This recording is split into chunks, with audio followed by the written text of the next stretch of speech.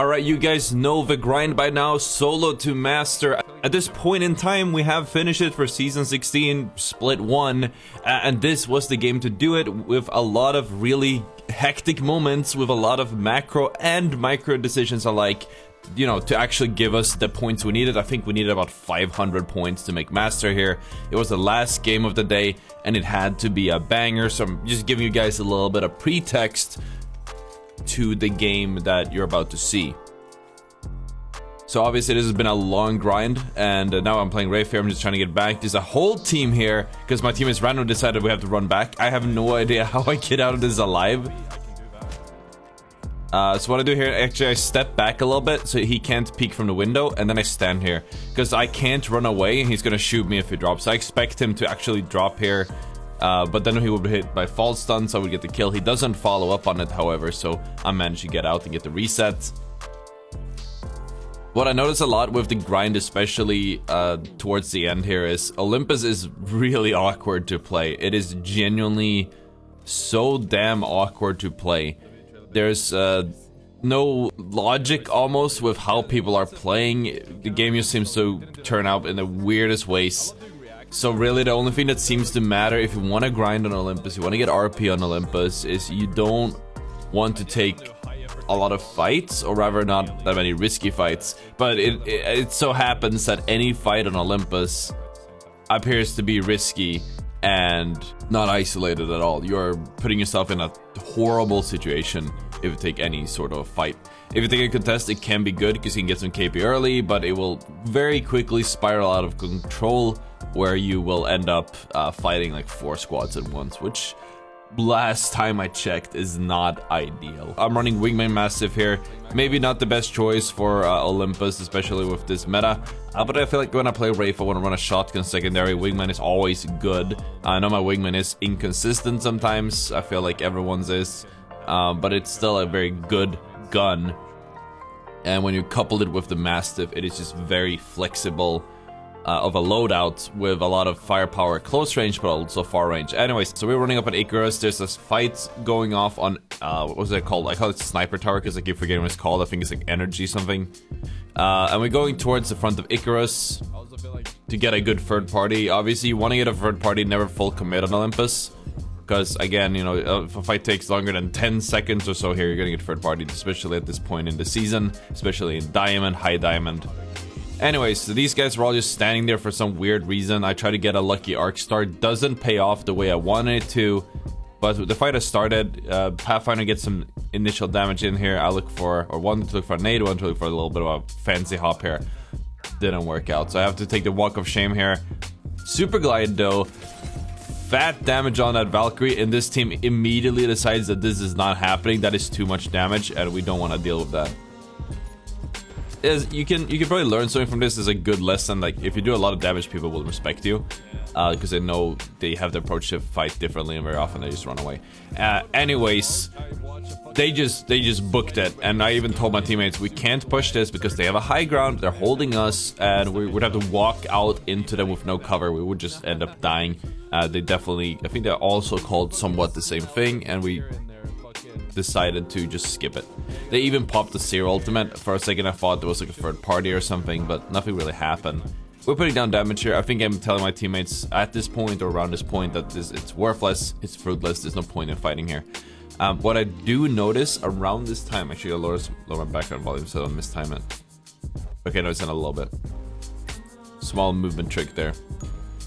Yeah, it's around this time I realized they're still fighting in Energy Depot or whatever, and the team on the left high ground, they've been sitting there the whole time. Actually, here it looks like they ran away. But I thought I had been just sitting there the whole time and just like, we're really scared. So I thought, like, okay, let's do a portal forward. We're not gonna all-in commit and run in, guns blazing third party, but I'm going to portal forward, figure out where they are. Apparently we're on the left, and I thought it was on the middle here, but no, it was on the left. So portaling forward here, looking for maybe a kill, looking for maybe a pick, some points. I don't want to talk about the first wingman shot, but he does end up dying from a teammate who was backing me up on this. Then we got the second guy here, Pitbull name Cupcake, great name. I love that. And then of course we get the clean up on the Revenant here. I go for the insta res. I think my teammate dropped me an armor here. he may not have, but I think that's something people should do more often. What I'm doing here then is I'm taking the portal, however, because I'm like, I want to make sure that the team from the high ground didn't run back and like hold the side or hold the portal or whatever. But it's safe, so tell my teammates it's safe. You just hold it and make sure they don't walk up. And then around this point, I'm like, okay, I'll go back into the portal. We need to loot. There's like 2 dead squads. Doesn't seem like anyone was pushing. They could still come from center of map, but it seems fine more or less, so we gotta gas ourselves up a little bit and get looted up. And of course, speaking of gassing yourself up and getting looted up, I just want to do a quick shout out to Apex Gaming PCs who have been sponsoring basically this whole climb. I think we've done a solo to master every weekend for the last month or so. And if you guys aren't acquainted with Apex Gaming PCs, we're basically working with them. I got to like select the line of PCs. I got to choose some parts. And if you use code Ottr, and you can purchase like whatever pre-built you want. So I have 3 PCs, one's Weasel, one's Beaver, one's Ottr, and Ottr guarantees up to 300 FPS in Apex Legends. So if you're a beginner, you want to get into PC gaming, you don't have the ability to build a PC yourself, Apex Gaming might be the choice for you. And you can use code Ottr for up to $250 off your first purchase. So, yeah, thank you to Apex Gaming PCs for sponsoring the grind. It's been really cool. Anyways, it's around this point I'm starting to notice my teammates are beamers. And later on in the video, I'm starting to suspect that they might be not the most legit gamers, but it's very hard to say whether they are cheating or not. And I don't want to call out anyone. Especially, like, I don't want to throw my game because one teammate looks sus. Unless I have, like, actual POV. I had these guys in a previous game and they did not seem sus at all. So I just went with it. This is actually like a little bit of a movement thing that this guy was not expecting, and I'd say it was almost clip worthy. It's cool to have.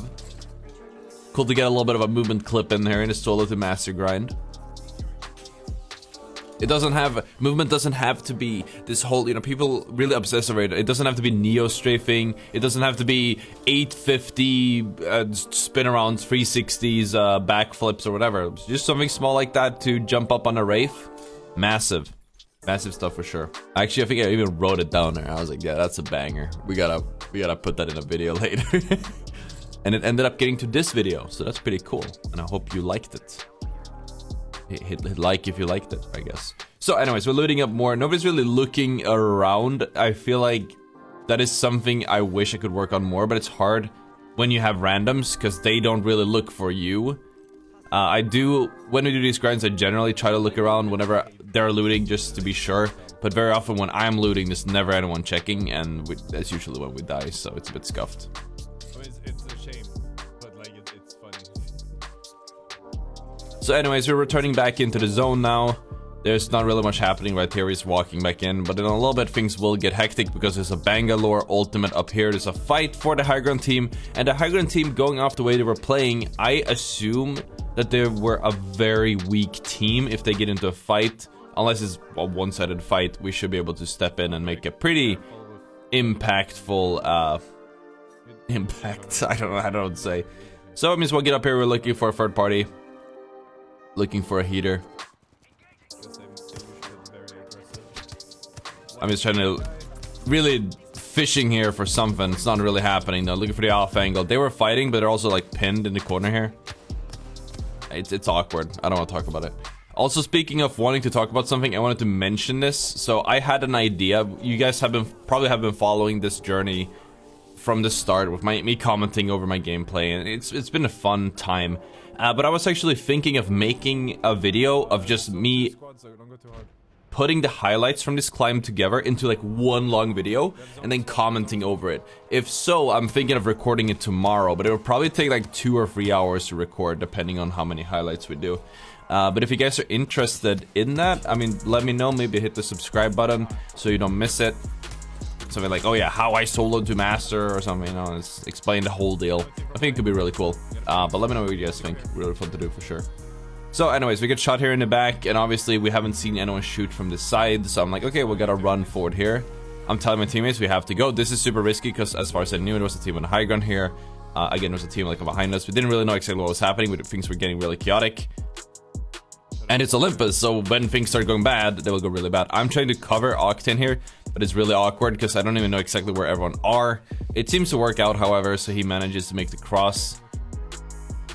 And we can kind of heal up here. So what also works with this position is zone closes here, so we have this little nook under the bridge here to kind of reset.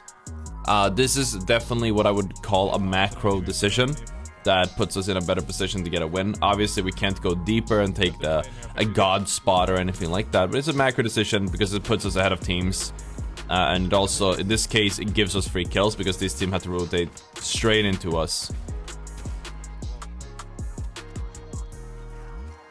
So anyways, there's one guy left. We don't know where he is, but I'm just trying to get some finishes, trying to reset a little bit because the third party is right above us. We saw them shoot at the other team from on top of the bridge. It is unlikely that they do drop down because everyone always thinks, oh, don't drop off high ground, don't drop off high ground, you know, but it's likely. Even it's reinforced also with that grenade going off, like they're there. We know they're there. But that's also, if they do drop off here, they would get stunned. Anyway, so Octane peeked here and got a very good crack on Bangalore, which gives us an opening to move forward. I just book it. I could portal, but if I portal, odds are they will drop on us and it'll be a really weird fight 2v3.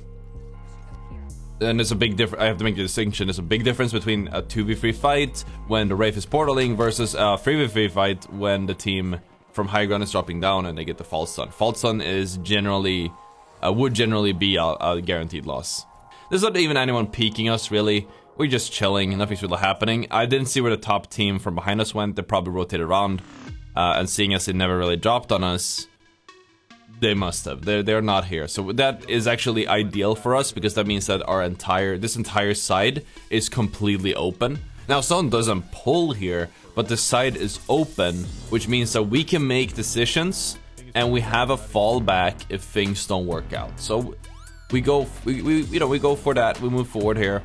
Anyways, they start shooting and poking each other inside here, so we're just looking for some angles. Again, we know we can do this because we have our back completely clear. I'm just trying to make some moves here, but you know, as you might be able to tell, we're not really fully committing here. We're kind of just shooting a little bit, looking for some KP, not make it too big of a deal about it.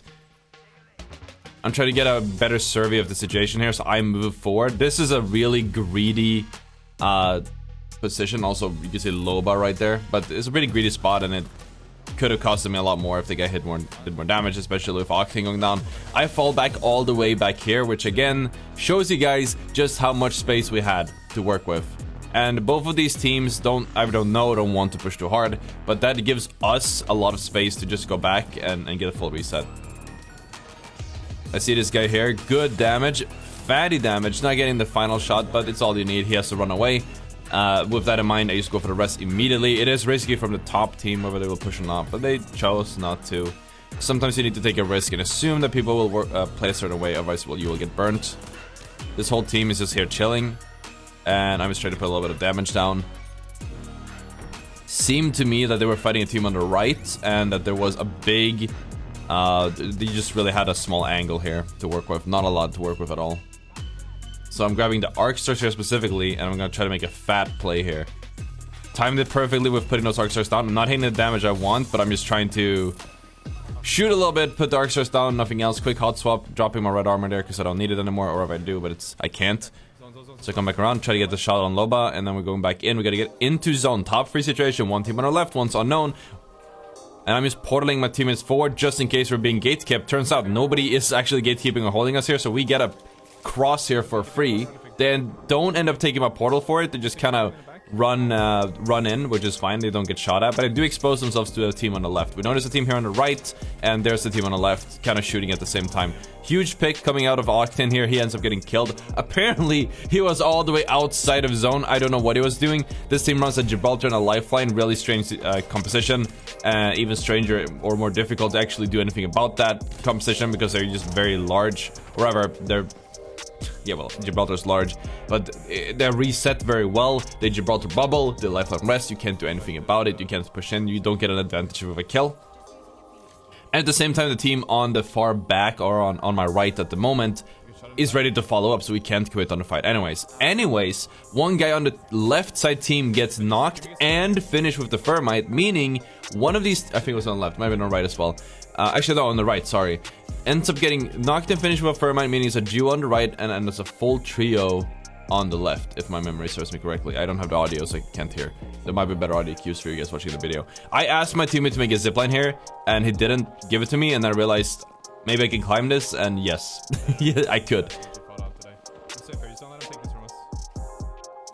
So this actually ends up being low-key a god spot. If you get shot at from several angles at once, it's terrible because there's no real cover other than the fact that you're on high ground. But the zone ends right underneath us, and that's pretty cool. I think that's really cool. So the zone ends right underneath us. All we need to do is stay alive, put damage down. It's a top 3 situation. This team, I think, has to move first.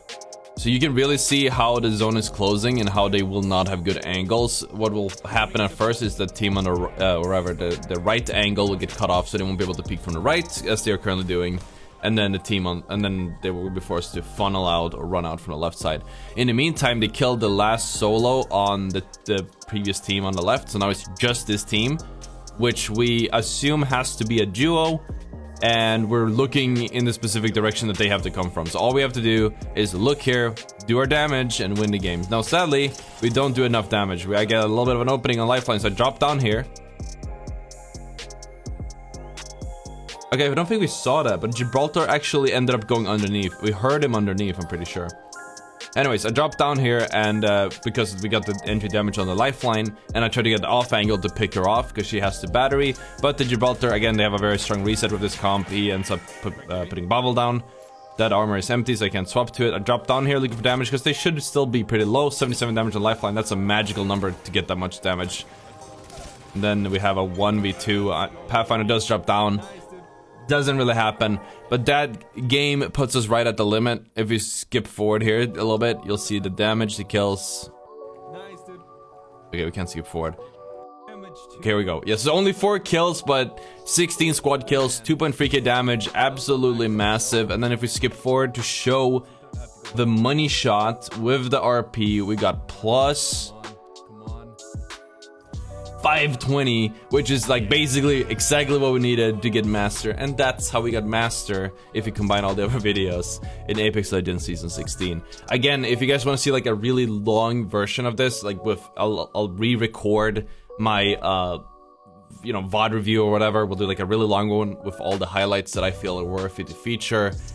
Hit the like, hit the subscribe, let me know in the comments. Anyways, if you want to check out more content like this, check out that video on the screen. It's a banger. Anyways, thank you so much for watching. Take it easy, and I'll see you all tomorrow. Peace out.